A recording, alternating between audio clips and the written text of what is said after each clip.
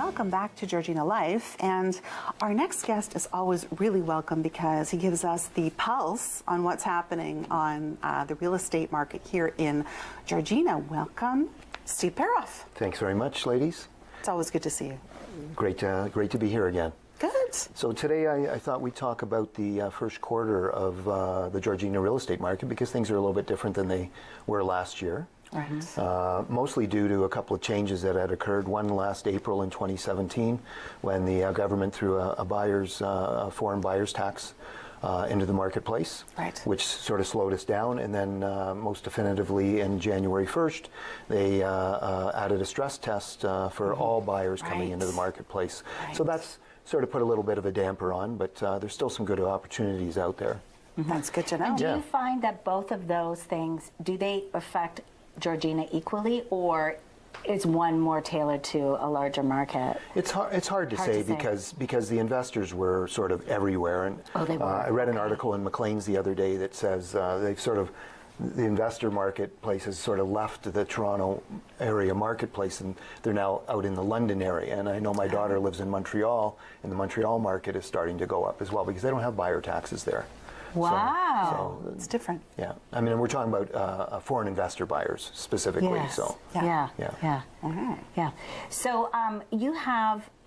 Do you maybe want to go through the slides so you can specifically speak to each Sure. each area? I mean, it's just quickly, if we just run through the slides, we've got a few of them to look at there.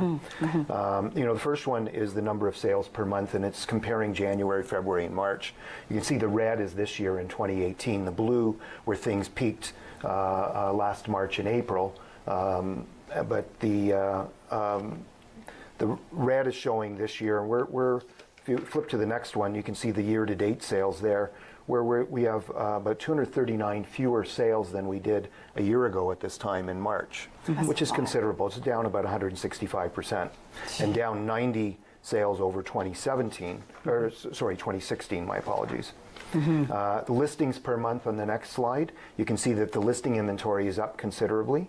We have 188 more listings at the end of March than we did at the end of March last year. Therefore, the good news is that there's better selection for buyers to choose from. Right. Because things are taking a little bit longer to sell, and we have many fewer, almost no multiple offer situations where people are bidding on the properties, but we do see them periodically. So. Right. So which really is great news. Yeah, absolutely. Because I think the biggest frustration, and especially for new homeowners, was not ever winning out in a bidding situation, right? They were always losing the house. Yeah, it was very difficult for them in the last couple of years. But now the recommendation I would make is, because there is an abundance of inventory, is for them to be out there and looking and taking their time. And if they do find the right house, they should move on it, because it sometimes takes a while to find the next right house. Yes. Well, that's really true. Yeah. So for first home buyers, this is not bad news. It means that they actually have a good selection. They have a good selection. Yep, for sure. And they can take their time. And they have time. Yep, they've got a lot of time. They can throw more money in the bank, bigger down payments. And I love the fact that they have more to choose from, because they don't have to rush. Absolutely. Absolutely.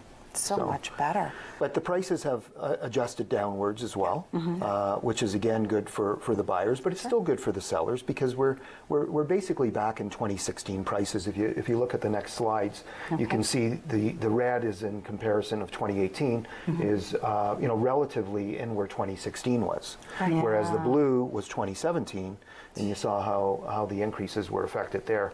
So right now we're down about 33% over last year. And almost equal to where we were in 2016. Really? So it's a win-win for both sellers and buyers. Sellers are still getting higher prices, and buyers don't have to deal with what they dealt with last year. Right. And they have more selection to choose from. Wow. Yeah. I love it. I love it. Well, going forward, what do you see for the future? Do you see it getting better and better? I mean, I'm hoping. Depends on what side of the fence you're on. Exactly. As a seller, I mean, if I'm going to sell my house, how do you see the market looking for me? I mean, obviously, for going back to 2016, prices sort of more realistic, maybe? Right. More realistic. And also, because the market's in transition, you're selling and buying in the same marketplace. So you're basically protected. If you would have sold last year and rented for a year, you would have been in a very good position this year. Wouldn't you? But, right. But who would have known, right? My crystal ball was a little foggy. Right. So, right. But going forward, I think there's opportunities for sellers, and I think there's opportunities for buyers. I think we're in a more balanced marketplace right now. Right. Yeah, exactly. Right. And doesn't the season have something to do with it as well? Yeah. Statistically speaking, March, April are the best sales months, but I've also seen July and August being the best sales months in a calendar year. Especially if the weather has been as it has been, right? So up and down? Yeah, we've had a tough start to the year because of the government intervention, but also January, if you remember, was a very, very cold month, and April, isn't our typical April. I mean, we're still getting snow. I mean, supposed to be April showers. That's right. That's right. When really we should be sitting around 13, kind of like. That's right. Pretty nice and nice and sunny and warm. Yeah. That's true. Yeah. Okay. So the last thing I just want to talk about is the food pantry event that we're sponsoring on Saturday night. It's our second annual. Last year we did Night in Italy, which was a tremendous event. We raised $16,000 there, net to the food pantry, and this year is a night in Paris. So we're staying with that theme, and it should be a great night. Bernadette Connors is playing us some French music. We've got some great silent auction items, and we've got Dan Pollard in there from Pollard Auction Barn doing our live auction as well. So it's going to be a great night. We hope to raise $20,000 on Saturday night and another $20,000 through our raffle. Because we have a trip to Paris that we're raffling off for 2.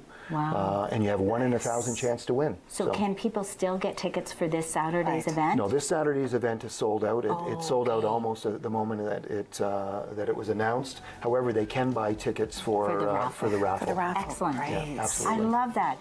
Thank you so much for joining us, and we'll put the raffle up again at the end so that we can talk about it again at the end. Thanks very much. Thank you. Thank you. We will be right back.